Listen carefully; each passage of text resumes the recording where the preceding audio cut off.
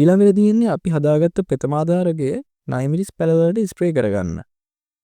Spray කරද්දී හොඳට ගහ තෙමෙන විදියට කොළ උඩට යටට කඳ හරියට වදින විදියට ස්ප්‍රේ කරගන්න ඕන.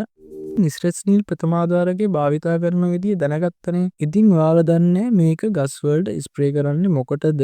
මේක හදලා තියෙන්නේ මොන වගින්ද කියලා. මේ ප්‍රථමාධාරකයට අඩංගු වෙන දේවල් ගැන කිව්වොත් සැලසිලික් අම්ලය, මැග්නීසියම්, මුහුදු පැලෑටි සාරය වගේ දේවල් තමයි මේකට අඩංගු වෙලා තියෙන්නේ.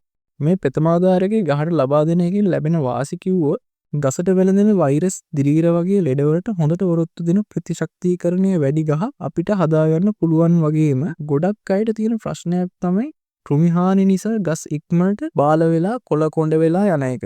ඉතින් ඒකටත් හොඳ විසඳුමක් තමයි මේ ස්ට්‍රෙස් නීල් ප්‍රථමාධාරකය කියන්නේ. කෘමිහානි ආවට පස්සේ මේක ගස් වලට ගහලා වැඩක් නැහැ. ගහ කුඩා කාලයේ සිට දවස් 20න් 20 ගහට ලබා දෙනවා නම් ගොඩක් හොඳයි මේ ප්‍රථමාධාරකය.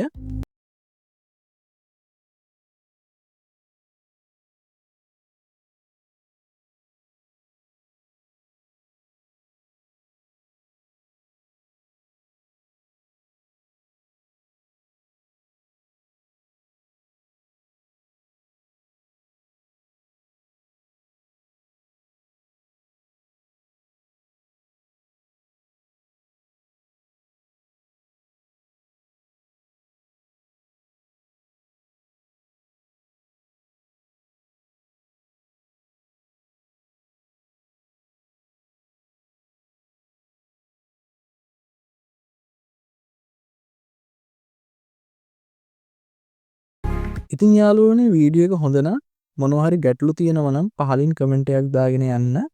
ඒ වගේම මතක් කරනවා Mr. Naimi's YouTube channel එක subscribe කරලා නැත්නම් subscribe කරලා තියාගන්න කියලා.